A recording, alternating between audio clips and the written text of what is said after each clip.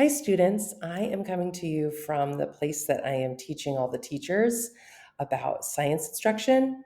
You cannot believe how beautiful it is here. Now, I think my video is still there, but it's this really old building and it's huge. Oh my gosh. And there is a trail that you can take. It's a 5 mile hike around the grounds and it's just right outside of Boston. It's so much fun. But anyway, I am making this video for you to see how I'm expecting you to think about this systems and systems model chart that I wanted you to fill out. So what I do is I start with the phenomenon, right? So this is system. This should say the speaker vibrates to make the music we can hear.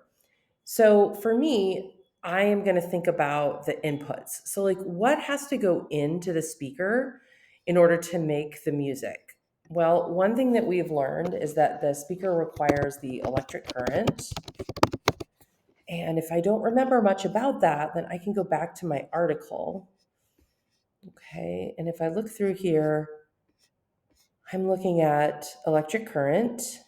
I'm looking at louder sounds. We've got our battery diagram. Okay, so this is kind of going back and like this is showing the cause and effect about why it goes back and forth.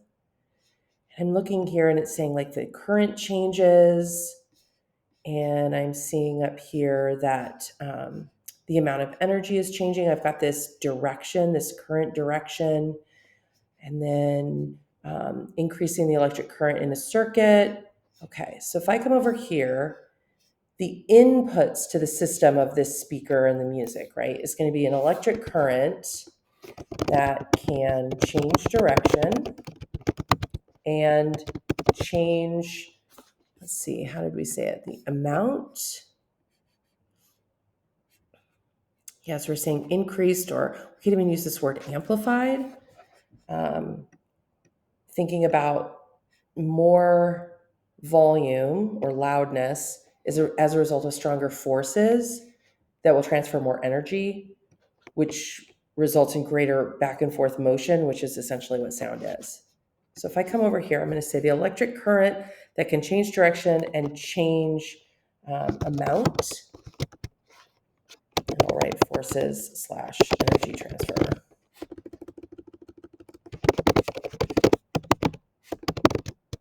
Okay. So now I've taken the time to think about what has to go into the speaker to make it happen.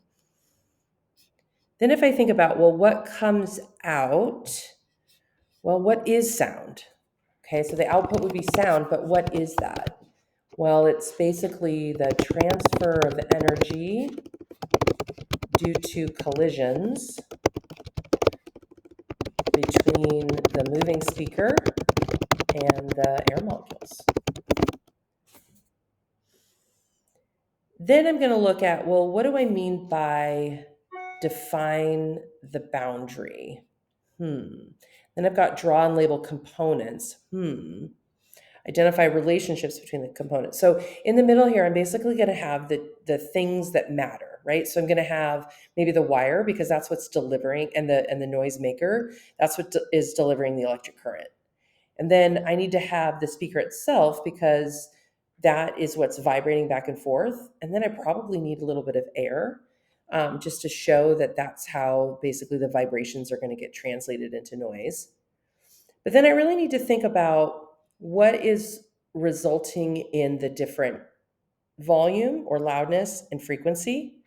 So, and what's actually taking this electric current and making it into the sound. So, in other words, we've got the wire, it goes to a speaker, and then there's this music that plays, but how?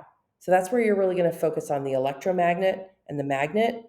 And that's when you're going to talk about what's actually getting the electric current. And then what does that object and its change have to do with the sound? So students, there's lots of ways that you can do this. There's no one right way. Remember, when we think about things in terms of systems, it's a tool for making sense of really complicated information. It's also a way to make your brain think about something differently. So even if you feel like you already understand this, allowing yourself to think about it in this context is really going to further your own understanding and your own ability to make sense of the world. So good luck, students.